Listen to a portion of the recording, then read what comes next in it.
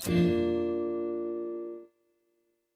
हम सबसे पहले तो बात करते हैं कि सेल्फ इंडक्शन ये होता क्या है। सेल्फ इंडक्शन का मतलब क्या होता है?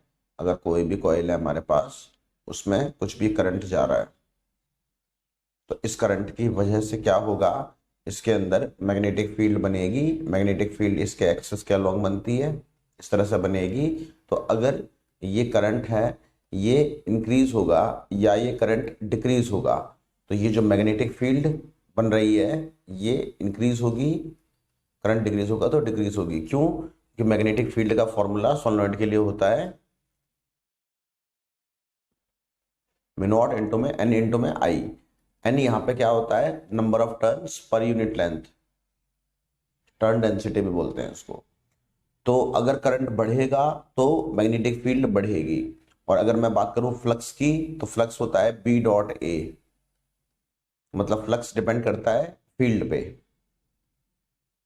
तो यहां से फील्ड बढ़ेगी तो फ्लक्स बढ़ेगा और यहाँ पे फ्लक्स घटेगा। तो अगर किसी भी कॉइल में से जाने वाला फ्लक्स बढ़ता है या घटता है, तो इन दोनों ही केस में क्या चीज है जो होगी, तो वो होगी इंड्यूस्ड ईएमएफ। दोनों ही केस में इंड्यूस्ड ईएमएफ आएगा, हो सकता है इंड्यूस्ड करंट भी आ जाए। तो इस फिनोमिनन को कहा जाता है सेल्फ इंडक्शन। इस फिनोमिनन का नाम होता है सेल्फ इंडक्शन।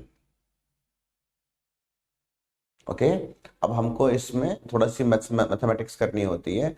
तो जो हम इसका प्रिंसिपल बोलते हैं, सेल्फ इंडक्शन का प्रिंसिपल, वो प्रिंसिपल बोला जाता है कि फाई प्रोपोर्शनल टू आई।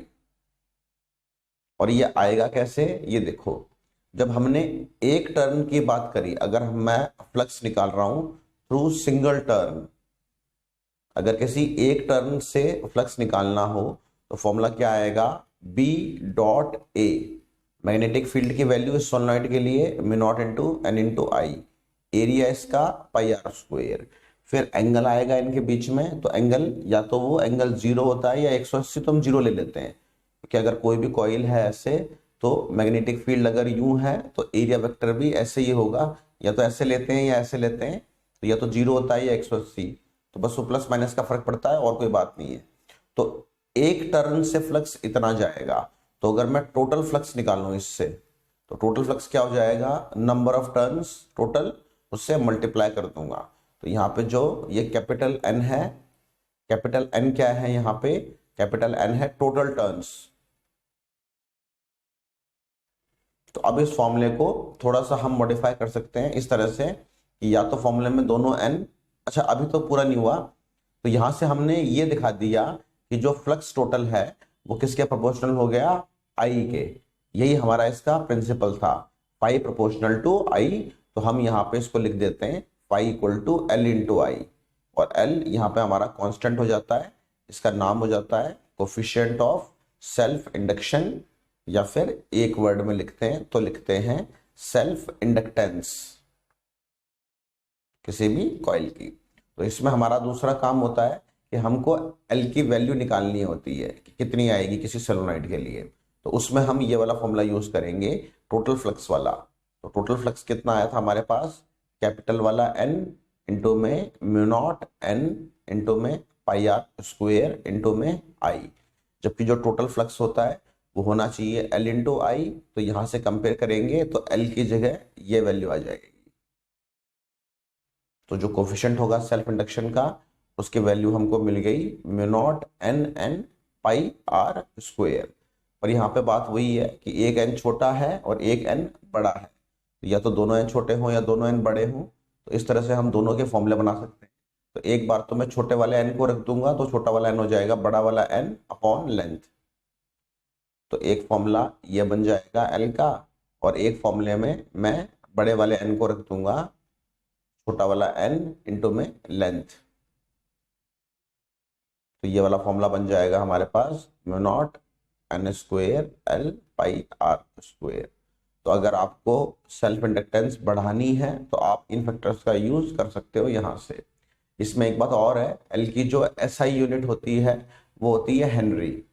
अगर एल को डिफाइन करना हो तो एल को डिफाइन करने के दो तरीके हैं, या तो यहां से डिफाइन कर लो। आप बोलो कि करंट अगर 1 एम्पियर है तो कोफिशिएंट ऑफ सेल्फ इंडक्शन बराबर होता है फाई के। लेकिन मैं इसको गलत बोलूंगा, क्योंकि अगर करंट 1 एम्पियर है तो करंट चेंज नहीं हो रहा, और करंट चेंज नहीं हो रहा तो अगर करंट चेंज ही नहीं होता तो फिर सेल्फ इंडक्शन होगा ही नहीं। इसीलिए हम दूसरी यूज करते हैं, फैराडे का जो सेकेंड लॉ होता है, फैराडे का सेकेंड लॉ वो होता है E equal to minus D phi by D T. इसको यूज करेंगे हम यहाँ पे। तो यहाँ पे हम पाई की जगह रख देंगे L को, तो एल आई, तो यहाँ से L की वैल्यू आ जाएगी minus of E M F upon D I by D T. तो यहाँ से हम इसको डिफाइन आसानी से कर सकते हैं। हम यहाँ पे बोल देंगे कि अगर D I by D T इस चीज की वैल्यू है 1, अगर D I by D T इसकी वैल्यू है 1,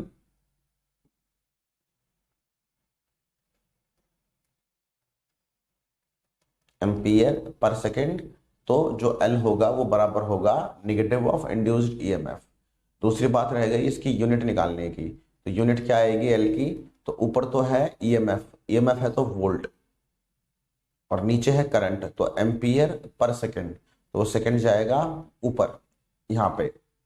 तो वोल्ट पर एम्पियर ये किसकी यूनिट होती है, ये होती है ओम की, यानी कि रेजिस्टेंस की। तो इसकी यूनिट क्या आएगी, ओम इंटू सेकेंड। ऐसे ही बाद में जब हम म्यूचुअल इंडक्शन निकालेंगे तो वहां पे एम के लिए भी यही आएगी, एम की जो वैल्यू आएगी वो भी ऐसी आएगी। तो जो एम की यूनिट होगी, एसआई यूनिट, तो एम के लिए भी यही आएगी हेनरी, और सीजीएस वैसे निकालेंगे तो आएगी ओम इंटू सेकेंड।